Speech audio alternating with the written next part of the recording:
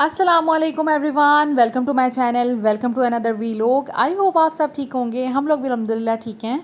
I am really very sorry, मैं 2 दिन तकरीबन वीलॉग अपलोड नहीं कर पाई। एक्चुअली होता ये है कि जिस दिन एनर्जेटिक होती हूँ, काफ़ी काम कर लेती हूँ और जिस दिन काम कर लेती हूँ उससे नेक्स्ट दिन या फिर समटाइम्स ऐसे होता है कि 2 दिन तक बिल्कुल मूड नहीं होता कोई काम करने का। एनीवेज, मैं आपको बताती हूँ कैसा क्यों मेरे साथ हो रहा है। तो स्टार्ट करते हैं अपनी डिस्कशन। आज से तकरीबन 6 महीने हो गए हैं कि मैं सख्त किस्म के स्ट्रेस कह लें, एंजाइटी कह लें या परेशानी में मुब्तला हूँ और जिससे मैं निकल नहीं पा रही। सिचुएशन जो है, बहुत सी चीज़ें साइड बाय साइड चल रही हैं जिसकी वजह से कोई ना कोई परेशानी, कोई ना कोई मसला ज़िंदगी में चल ही रहा है। और सिचुएशन समटाइम्स ऐसा होता है कि इंसान के अपने कंट्रोल में नहीं होती। बहुत सी चीज़ें ऐसी होती हैं कि जो हम ठीक कर सकते हैं, लेकिन कुछ ऐसी चीज़ें होती हैं जो हम ठीक नहीं कर सकते, हमारे कंट्रोल में नहीं होती। उसके लिए हमें वक्त प्रॉपर का इंतज़ार करना पड़ता है या फिर हमें अल्लाह ताला की मदद का ही इंतज़ार होता है। सो मेरे साथ भी तकरीबन कुछ ऐसा ही चल रहा है। ज़िंदगी में बड़ी चीज़ें चल रही हैं और आप यकीन करें कि इतना शदीद मैं डिप्रेस्ड हूँ या स्ट्रेस्ड हूँ कि आपकी सोच होगी। और देखने में लगता ऐसे ही है कि सब कुछ स्मूथ चल रहा है और मैंने बड़ी कोशिश की कि मैं इन 6 महीनों में आपके साथ अपनी वीडियोस शेयर करती रहूं, कंटेंट डिफरेंट डिफरेंट अपना शेयर करती रहूं, और वो मैंने किया भी किस हद तक। और आपके साथ मैंने बहुत प्रोडक्टिव, इंफॉर्मेटिव, मोटिवेशनल वीडियोस जो हैं वो शेयर करती रही हूँ। चाहे मेरे अंदर जो मर्ज़ी चल रहा हो, मेरे दिमाग के अंदर जो मर्ज़ी चल रहा हो, लेकिन कुछ ना कुछ आपके साथ शेयर करती रही। क्योंकि कोशिश यही होती है कि इंसान के जो अंदर होता है ना, ज़रूरी नहीं आप दूसरे में वो नेगेटिव एनर्जी ट्रांसफ़र करें। आपके अंदर जो दुख है, जो परेशानी है, वो दूसरे को बता के आप परेशान कर लें। तो मेरे जैसी बहुत सी औरतें हैं जो मुझे देख रही हैं और देख रही होती हैं, जिनके साथ ज़िंदगी में बहुत सी परेशानियां चल रही होती हैं। मुझे बहुत सी लेडीज़ जो हैं वो इंस्टाग्राम पे भी मुझे बता रही होती हैं, कमेंट सेक्शन में भी मुझे बता रही होती हैं, हमारे साथ ये हो रहा है, हमारे साथ वो हो रहा है, हमें सोल्यूशन दें, हमें बताएं। तो मैं नो डाउट उनको सोल्यूशन देती हूँ। मेरा ख़्याल है कि मैं शुरू से, मुझे ऐसे लगता था कि मैं ना बहुत कमज़ोर हूँ और शायद मैं हूँ भी बहुत कमज़ोर। लेकिन जैसे जैसे वक्त गुज़रता जाता है और जब मुश्किल सिचुएशन आती है ना, तो समटाइम्स मुझे लगता है कि नहीं यार, मैं काफ़ी बहादुर हूँ। मैं चीज़ों को अपने अंदर जज़्ब कर लेती हूँ, मैं अपने अंदर छुपा लेती हूँ। मेरी ये कोशिश होती है मैं अपने पेरेंट्स को कुछ ना बताऊँ या मैं अपने किसी लव्ड वन को कुछ ना बताऊँ, मैं उसको परेशान ना करूँ या इस तरह। तो हाँ, लेकिन मैंने ज़िंदगी में 1-2 बंदे ऐसे रखे हुए हैं कि जिनमें मैं अपनी प्रॉब्लम जो है वो ट्रांसफ़र ज़रूर करती हूँ। क्योंकि जो भी हो, अगर मैं सब कुछ अपने अंदर रखूँगी तो मैं फिर बहुत बीमार हो जाऊँगी और मैं बहुत परेशान हो जाऊँगी। तो मेरे साथ भी ऐसा चल रहा था कि सिचुएशन ऐसी आउट ऑफ कंट्रोल हुई थी कि मेरे कंट्रोल में कुछ भी नहीं है। ऊपर से देखें, परेशानियाँ हर किसी की ज़िंदगी में आती हैं, स्ट्रेस्ड हर कोई होता है, स्पेशली हम जैसी हाउसवाइफ्स, हम जैसी मदर्स जो अपना 100% देने की कोशिश करते हैं। ऑफ कोर्स हम लोग किसी एक मौके पे जाके बिल्कुल कोलैप्स कर जाते हैं, जिसकी वजह से ये होता है कि फिर हमें भी किसी मेडिकेशन या किसी जिसे कहते हैं सहारे की ज़रूरत पड़ जाती है। हर किसी की ज़िंदगी में परेशानियाँ आती हैं, किसी की ज़िंदगी भी स्मूथ नहीं होती। आप किसी के साथ रहकर देखें तो पता चलता है कि इनकी परेशानियों की नौइयत क्या है। लेकिन परेशानी एंजाइटी, डिप्रेशन या स्ट्रेस में कैसे बदल जाती है? वो इस तरह बदलती है कि जब आपके पास परेशानी, आप अब परेशान हैं, लेकिन आप किसी को बता नहीं सकते, आप किसी को बताना नहीं चाहते और दूसरों को परेशान नहीं करना चाहते।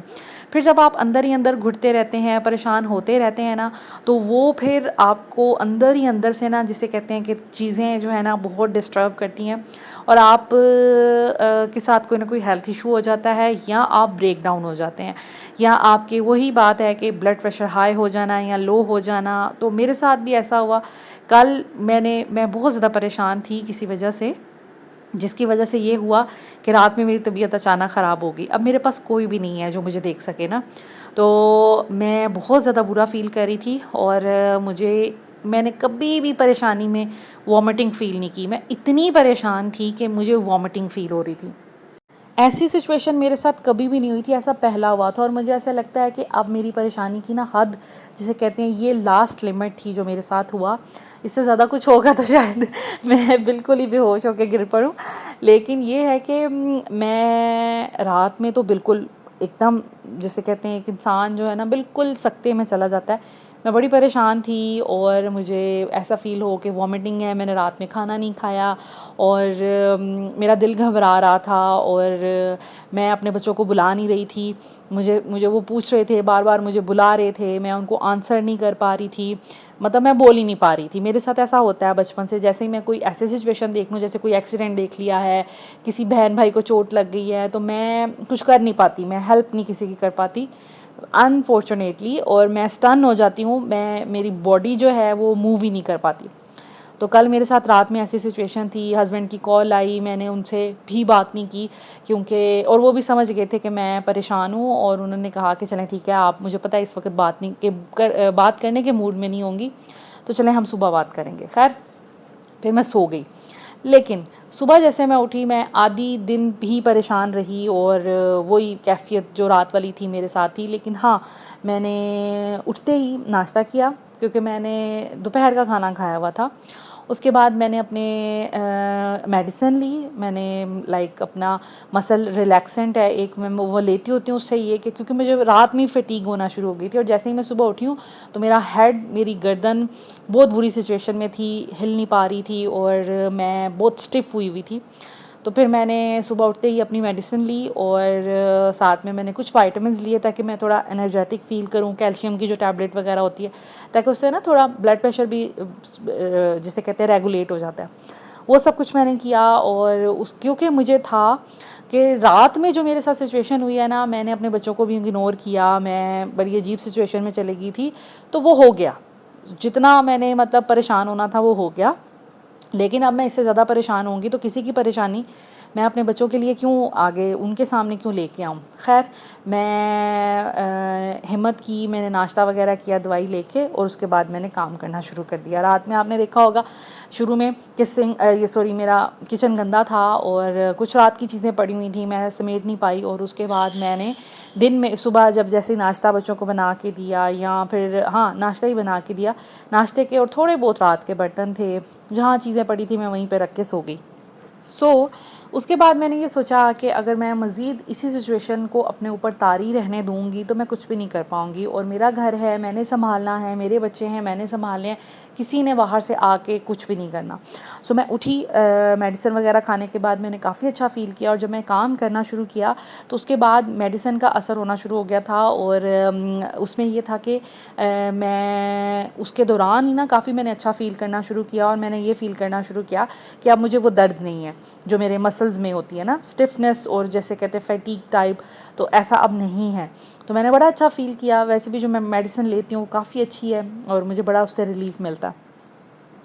फिर मैं काफ़ी बेहतर फ़ील किया और मैंने किचन का काम करना शुरू कर दिया। किचन का वही रूटीन का काम होता है जो कि मैंने करना ही करना है, और ये डेली बेसिस पे हो रहा होता है। नाश्ता बनाने के बाद मैंने ये सारे बर्तन वगैरह धोए और उसके बाद मैंने किचन वगैरह को क्लीन किया। यहाँ पर अब मैं आपके साथ थोड़ी सी टिप्स शेयर करना चाहूँगी कि जैसे आपके साथ भी ये सिचुएशन हो सकती है, क्योंकि हम औरतें इतना कुछ बर्दाश्त कर रही होती हैं। ससुराल वालों के मसले, मैके वालों के मसले, बच्चों के मसले, हस्बैंड के मसले, कारोबार की तंगी, या फिर रिलेशनशिप्स की तंगी, कुछ भी हो सकता है। तो अगर आप भी कभी इस तरह से फ़ील करें तो आपको क्या चीज़ें हैं जो हेल्प कर सकती हैं। तो सबसे पहले देखें, जब भी कभी आप ऐसा फ़ील करें तो उसमें मेडिकेशन बहुत अच्छा रोल करती है, क्योंकि जब आप थोड़ा सा ही फ़ील करने शुरू हो ना, आपने अक्सर देखा होगा जब बच्चे बीमार होते हैं तो हम उसको थोड़ा बहुत पैनाडोल दे देते हैं कि आज बच्चा चिड़चिड़ा है, या फिर थोड़ा लेज़ी फ़ील कर रहा है, या हल्का हल्का इसका जिस्म दर्द है। उस सिचुएशन में हम उसको थोड़ा सा हील करने के लिए हम कोई ना कोई थोड़ा बहुत कैलपोल या हम पैनाडोल वगैरह दे देते हैं। उस सिचुएशन में क्या होता है कि बच्चा थोड़ा अच्छा फ़ील करने लग जाता है। तो आपने भी यही करना है। आप कोई भी मेडिकेशन लें, आप मल्टीविटामिन्स ले सकते हैं। आपको जैसे कैल्शियम मैंने बताया, वो फ़ौरन से आपकी ना एनर्जी को थोड़ा बूस्ट कर देता है। इसी तरह आजकल जैसे गर्मियां हैं, आप निमकोल वाला पानी ले सकते हैं, वो फ़ौरन आपको एनर्जेटिक फ़ील करवाता है। और समटाइम्स ऐसा होता है मिनरल्स की कमी से भी आप बहुत लो फ़ील कर रहे होते हैं, तो आपको बड़ा अच्छा फ़ील करवाता है। लंबी लंबी सांसें लें, क्योंकि कुछ दिन पहले मेरे साथ ऐसा हुआ था कि मुझे सांस नहीं आ रही थी।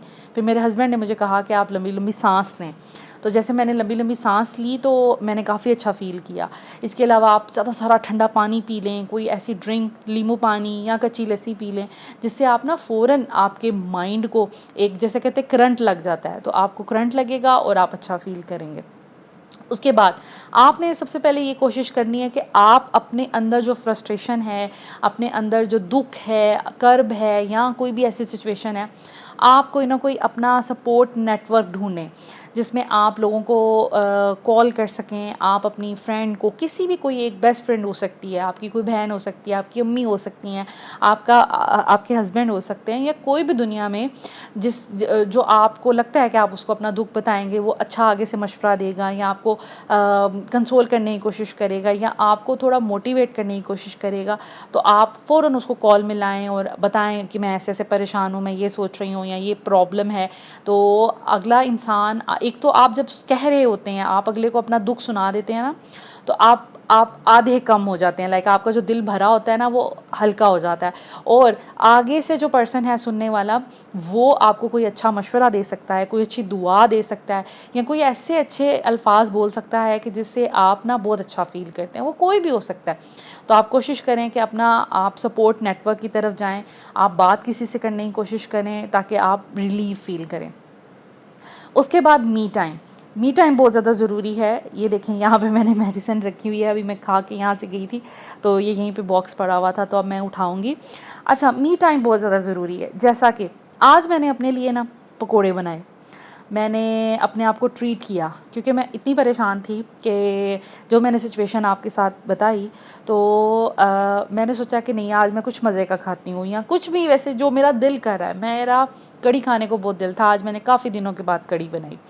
सो मैंने पकोड़े खाए। इसके अलावा मैंने अच्छा सा शरबत बना के पिया, उसका फ़ालसे का, और मैंने नाश्ते में अच्छी सी चाय पी सुकून से, ताकि मैं अच्छा फ़ील करूँ। तो कोई भी आप मी टाइम एंजॉय कर सकती हैं, जो काम करने को दिल करता है, कोई गाना सुन लें, कोई मूवी थोड़ी देर के लिए देख लें, या फिर कुछ अच्छा खा लें जिससे आपका ना थोड़ा मूड एलिवेट हो जाए। यहाँ पर मैं अपनी बात स्टॉप करूँगी। तो यहाँ पर मैं बना रही थी देसी घी की तैयारी कर रही थी, मक्खन निकाल रही थी, और ये वर्ल्ड का बेस्ट एंड ईजीएस्ट वे है मक्खन निकालने का। कोई ब्लेंडर नहीं, कोई बर्तन गंदे नहीं होने, कोई मदानी नहीं, कोई कुछ नहीं। इसी बॉल में मैंने रात में इसको जाग लगाई थी, सारी बलाई निकाल के मैंने कल आधा दिन बाहर रखी, वो थोड़ी सॉफ्ट पड़ गई। उसके बाद मैंने उसको हल्का सा माइक्रोवेव किया, थोड़ी गर्म हो गई, और मैंने 2-3 चम्मच उसमें दही डालकर बाहर रख दिया। इसी तरह पड़ी रही, और फिर मैंने फ्रिज में रख दिया। आलमोस्ट सारी रात ही पड़ी रही, लेकिन देख लीजिएगा आपके ख़राब ना हो जाए, खट्टी ना हो जाए, तो टाइमली 3-4 घंटों के लिए बाहर रखिएगा, उसके बाद आप फ्रिज में रख दीजिएगा। फिर मैंने सुबह फ्रिज में रख दिया। अभी मैंने फ्रिज से निकाली है, मैंने आधा ग्लास पानी डाला है, और मैंने ये हैंड विस्क से आपके सामने कर रही हूँ, और ये देखें कितना प्यारा मक्खन निकल आया है। ये तकरीबन 15 डेज़ की बलाई है, और बलाई आजकल बड़ी कम आ रही है ना दूध के ऊपर। खैर, बलाई ये 15 डेज़ की है, तो मैंने कहा चले मैं निकाल लेती हूँ, मुझे अब फ्रिज को भी थोड़ा क्लीन करना है, दैट्स वाई मैंने सोचा कि जो चीज़ें हैं निकालूँ, जो खाने हैं उनको फिनिश करें और उसको ख़त्म करें। तो ऐसा ऐसा अब मैं फ्रिज क्लीनिंग की तरफ जाऊँगी। तो यहाँ पर जी अब ये देखें, मैंने हल्के हाथों से किया था, और साथ में थोड़ी सी बर्फ़ डाल दी मैंने, और बड़ा ही अच्छा मक्खन निकल आया। मैं कहती हूँ कि ये मेरी अम्मी ने लास्ट टाइम मुझे तरीका बताया था, और मेरी ज़िंदगी आसान हो गई है। अब मैं हमेशा इसी तरीके से निकालूंगी मक्खन, और इंशाल्लाह ताला आसानी रहेगी।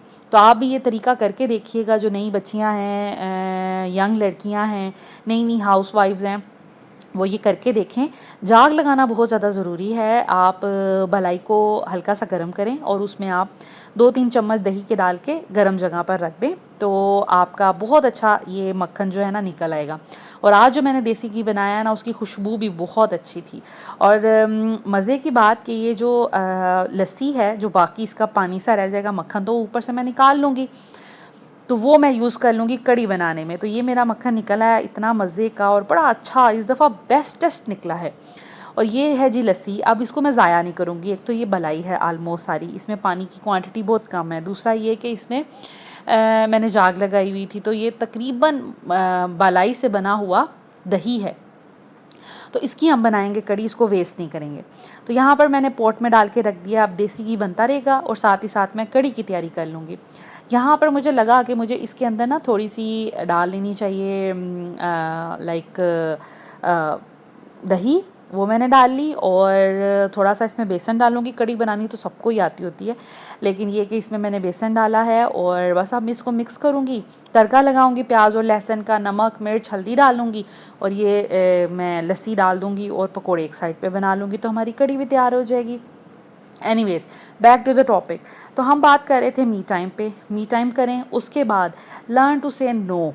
देखें, आप लोगों को नो कहना सीखें। जब हम लोगों का भार ले लेते हैं ना कि नहीं हम तो ना नहीं कह सकते, किसी काम से, किसी बात से, किसी भी चीज़ से हम लोगों को ना नहीं कह सकते, हमसे मना नहीं होता, तो बहुत मुश्किल हो जाती है, आपकी ज़िंदगी बहुत तंग हो जाती है। मैंने अपने इतने सालों की मतलब अभी तक मैंने शुरू से लोगों को ना कहना सीखा ही नहीं, और यकीन करें कि मैं आउट ऑफ द वे जाके लोगों के काम कर देती हूँ, और ज़रा सा मैं अगर थकावट शो कर लूँ या मैं ना करूँ किसी का कोई काम, तो अगला माथे पे आंखें रख लेता है और उसको पिछला सारा कुछ भूल जाता है। जैसे जैसे मैंने नए नए कपड़े सीना स्टार्ट किए, तो मुझे हर किसी ने कहना आप हम कपड़े सी दें, कपड़े सी दें, कपड़े सी दें। मैंने लोगों के कपड़े सीना शुरू कर दिए, तो विदाउट मतलब एनी पे या उसकी कोई चार्जेस।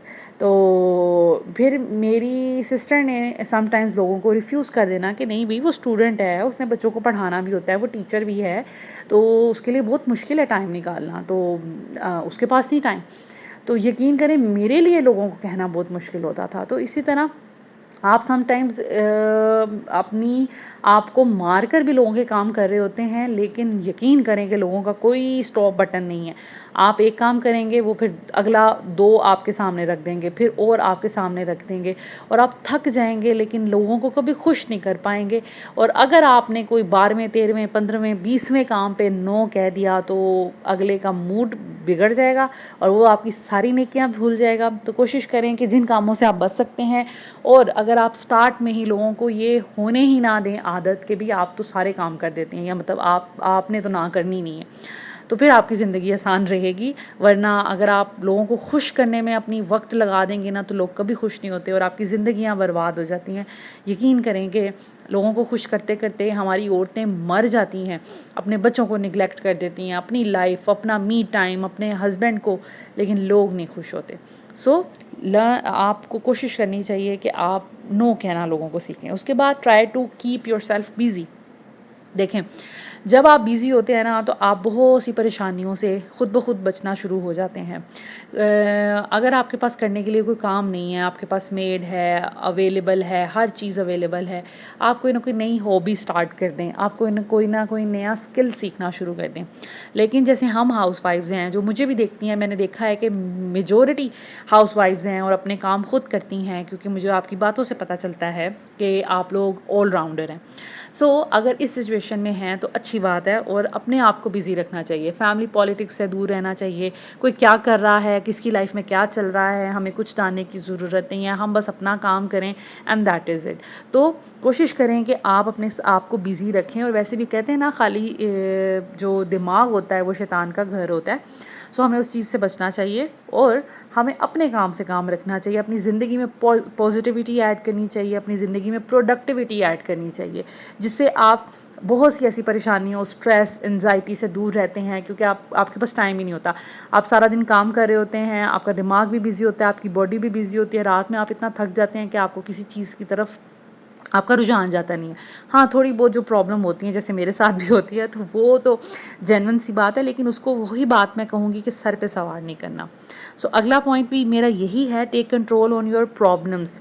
कोशिश करें कि अपनी प्रॉब्लम्स को अपने ऊपर सवार ना होने दें बहुत ज़्यादा, कि प्रॉब्लम ने आपको कंट्रोल कर लिया। नहीं, हाँ थोड़ी देर का होती है टेंशन, परेशानी होती है, घंटा 2 घंटे 1 दिन आधा दिन, लेकिन उसको जब आप अपने ऊपर सवार कर लेंगे ना तो फिर आप बहुत ज़्यादा परेशान हो जाएंगे और आप कभी भी उससे निकल नहीं पाएंगे। तो कोशिश करें कि अपने आप को कंट्रोल ना करने दें प्रॉब्लम को, उस प्रॉब्लम से निकलने की कोई ना कोई सिचुएशन ढूंढें, क्योंकि देखें ये एक नेचुरल प्रोसीजर है कि जब भी हम बीमार होते हैं, हम किसी ऐसे मर रहे हों तो सर्वाइवल मोड हमारी बॉडी का एक्टिव हो जाता है। तो आपने वही सर्वाइवल मोड यहाँ पर भी दिखाना है और उसके बाद कोशिश करें कि हेल्प अदर। देखें अल्लाह ताला आसानियाँ पैदा करने वाले हैं और वो उन्हीं को पसंद करते हैं जो आसानियाँ बांटते हैं, पैदा करते हैं। तो कोशिश करें कि लोगों के लिए आसानियाँ पैदा करें। लोगों की हेल्प करने से आपके अंदर बहुत से ऐसे हार्मोन्स डेवलप होते हैं जिससे आप खुश होते हैं और आपको एक सेंस ऑफ अचीवमेंट मिलता है।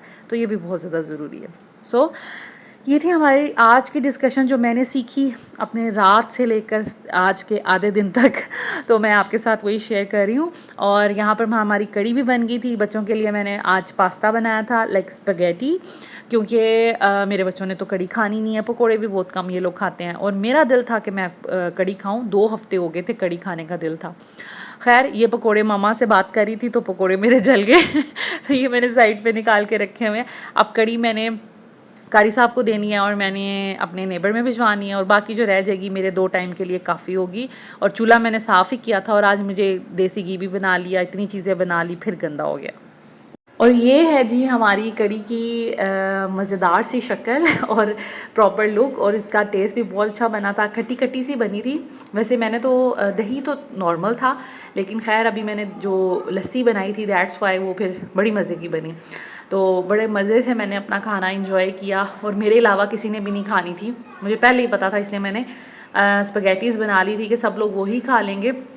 अब कल कुछ ऐसी चीज़ बनाऊंगी जो कम टाइम टेकिंग हो, मुझे रोटियां शोटियां कम बनानी पड़े और क्विकली बस मेरा ख्याल है कोई राइस शाइस बनाऊंगी ताकि मेरा काम कम हो। क्योंकि आज मैंने देसी घी निकाला, फिर मैंने कड़ी बनाई, पास्ता स्पैगेटीज़ बनाई, किचन वगैरह साफ़ किया, तो काफ़ी टाइम टेकिंग काम था ये। किचन भी सारा वाइंड अप कर लिया है, नीट एंड क्लीन हो गया है। ये किचन टॉवल पड़ा हुआ था, इसको मैंने कहा चलें सोक करके रखती हूँ, सुबह इसको वॉश करूँगी, अच्छे से डिप रहेगा ये। और बर्तन सारे मैंने धो दिए थे, ये थोड़े से रह गए थे वो मैंने बाहर निकाल के अभी मतलब धो के रखे हैं। और ये जी कैबिनेट हमारा टूट गया है।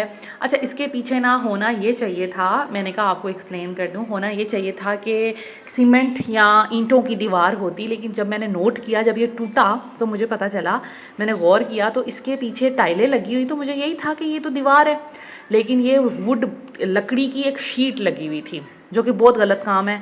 और ये हाउस ओनर को भी सोचना चाहिए था कि ये वाला जो सिंक के नीचे वाला एरिया होता है ना, ये बहुत जल्दी इसमें सेम आ जाती है, नमी आ जाती है। तो ये इसके कब्ज़े जो हैं वो इस तरह नमी की वजह से सारे वो भूर से गए, क्योंकि शीट थी वहाँ से, यहाँ पता नहीं कीड़ा लग गया शीट को, तो ये जो कैबिनेट है ना गिर के बाहर आ गया।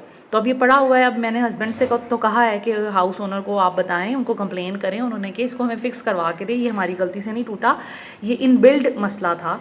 सो ये इसलिए यहाँ पर पड़ा हुआ है। और ये आटा आजकल आपको पता है ख़राब हो जाता है, तो मेरा भी बाई चांस ख़राब हो गया, तो मैंने फिर रोटियाँ बना के रखी है, बूरे में इसको रखूँगी। So this is it, thank you so much for watching.